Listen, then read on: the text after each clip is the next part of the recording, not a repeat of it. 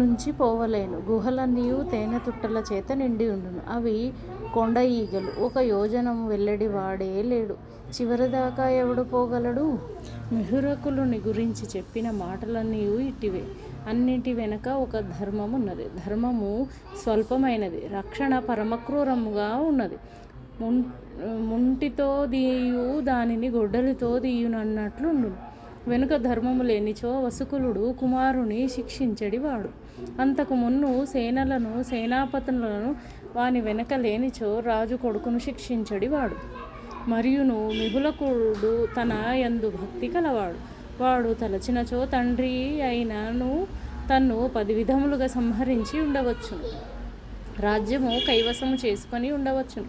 ఒక్క పురోహితుడు చెప్పిన విషయముననే మిహురకులుని దుశ్చర్యము వెనక ఉన్న ధర్మము సంశయగ్రస్తముగా ఉన్నది. ధరాపతి అయిన వసుకులుడు 10 నెలలు పరితపించెను. చివరకు ప్రాయోపవేశము చేసెను. అభియోగములు చేసిన ఎవరికిని రాజు యొక్క పరితాపము తెలియదు. సేనాపతులకు సైనికులకే తప్ప వాని బలపరాక్రమములు తెలియవు. వాని ధనుర్విద్యా పాండిత్యము తెలియదు. రాజు కొడుకును శిక్షింపలేడనియు పుత్రవాత్సల్యము తెగకోసుకొనలేడనియు రాజు ధృతరాష్ట్రుని వంటి వాడనియు మాత్రమే చెప్పుకొనజొచ్చిరి. వసుకులుడు స్వయంకుశముగా 10 నెలలు విచారించి తాని ప్రాయోపవేశము చేశాను. మిహురకులుడు జన్మలో నిద్ర లేకపోవుట ఎరగడు. ఈనాడతనికి నిద్ర పట్టలేదు. అతడు ప్రతిదినం సుఖముగా నిద్రించును. అతనికి పలుమారులు స్వప్నములు వచ్చును. ఆ స్వప్నములన్నీ అతని గాఢమైన మొదటి నిద్ర అయిన తర్వాత నిశ యొక్క 3వ జామున 4వ జాముననో వచ్చుచుండును.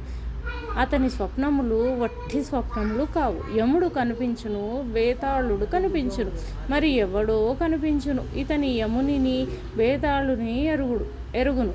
ఇతడు ఆ 3వ వాణిని ఎరగడు. కానీ ఇతని స్వప్నములలో ఎక్కువ మాట్లాడేటివాడు అతడును మిహురకులుడు కాశ్మీరమునందలి ఎత్తైన ఒక ప్రదేశమున ఎదురెదురుగా ఈ 2 శిలావేదికల మీద కూర్చుందురు. అతడు గురువు, మిహురకులుడు శిష్యుడు. వాడేవేవో చెప్పుచుండును, ఇతడు వినుచుండును. మిహురకులునకు మెలకువ వచ్చిన తర్వాత వాడు చెప్పిన వానిలో ఇతడు సగానికి సగం జ్ఞాపకముండవు, కొన్ని జ్ఞాపకముండును. జ్ఞాపకమున్న వెందుకుండునో లేని వెందుకుండవో తెలియదు. మేలుకొన్న తర్వాత ఏవో ప్రధాన విషయములు మిహురకులుడు మర్చిపోయినట్లుండు. వానిని జ్ఞాపకము తెచ్చుకొనుటకు మిహురకులుడెంతో ప్రయత్నించును. నిష్కంటకుని వలన తన అవమానము పొందిన తర్వాత తాను నిష్క్రియుడిగా తిరిగి రావలసి వచ్చిన తర్వాత అతనికి ఏదియూ తోచలేదు. గుర్రములు కొట్టములోనికి పోయెను. పట్టపు గుర్రము తన్ను చూచి సకిలింపలేదు. దాని పార్శ్వతలమున తన హస్తముంచబోగా అది నెమ్మదిగా వెనుగాళ్ళెత్తి తన అనిష్టమును చూపించను. నిత్యము మిహురకులుడు తన మేలుకొని ఉన్నంతవరకు తన పక్క వేలాడు ఖడ్గము లేకుండా ఉండడు. ఖడ్గమును తన పక్కనుంచుకొని నిద్రపోవును. ఖడ్గమును మరచి నిమిషముండడు. ఇప్పుడు ఖడ్గము లేదు. అతనికి మిక్కిలి కోపం వచ్చెను. గుర్రము యొక్క హృదయము ముందు చోట అతడు పిడికిలితో పొడిచెను. ఆ దెబ్బకు గుర్రము తట్టుకొనలేక నేలపై పడిపోవుచు ఇతనిని నోటితో కరువ వచ్చెను. ఇతడు దాని మెడ మీద కూర్చుండి దాని దంతములు 2 చేతులతో పట్టుకుని దాని దౌడలు చీల్చెను. దాని గొంతులో నుండి పరమ వికారమైన బాధారోదనము వినవచ్చెను. గుర్రము చనిపోయెను. ఆ బాధారోదనము ధ్వని విన్న తర్వాత వాని ప్రాణమునకు శాంతి సమకూడెను. ఆ చోట ఇంకొక గుర్రము లేదు. ఉన్నచో దానిని కూడా ఇట్లే చంపెడివాడు. అతని హృదయమునకు సంపూర్ణముగా శాంతి ఘటిల్లెటిది. అతడు బయలుదేరి తన శయనాగారమునకు చేరి గుర్రముతో గ్రింద మీద పడిన సమయమునందు తన దుస్తులకు కలిగిన మచ్చలను జినుగును చూచి తన అంగి మార్చుకొనవలెనని అనుకొని కాదని దానితోడనే శయనమునందు పరుండెను. నిద్ర రాలేదు. గుర్రము తోడి పెనుగువలో దాని నోట నురుగు, దాని మేన చెమటయు ఒక వికారపు వాసన కలిగించి ఆ వాసన వానిని వదలలేదు.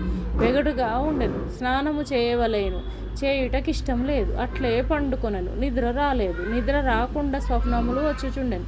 స్వప్నావస్థ నిద్రావస్థ కంటే భిన్నమయ్యు నిద్రావస్థలోని ఒక భాగమును స్వప్నావస్థకు స్వాతంత్రము లేదు. ఇప్పుడు అది స్వతంత్రము వలె వాని యందు ప్రవర్తింపనారంభించను. పూర్వలిప్త జాగ్రత్తవస్థ, మరులిప్త స్వప్నదవస్థ. ఇట్టిది సంభవముగా కనిపించుచుండెను. పూర్వలిప్త స్వప్నావలిస్థ, మరులిప్త జాగృతావస్థ నుండవచ్చును. స్వప్నము నుండి సుష్ణువ్యవస్థ లేకుండగానే మనుజులు మరులిప్త జాగ్రత్తావస్థలోనికి వత్తురు. జాగ్రత్త పార్శ్వస్థం ప్రారంభ దశయందు సుషుప్త్యవస్థాంతరికములు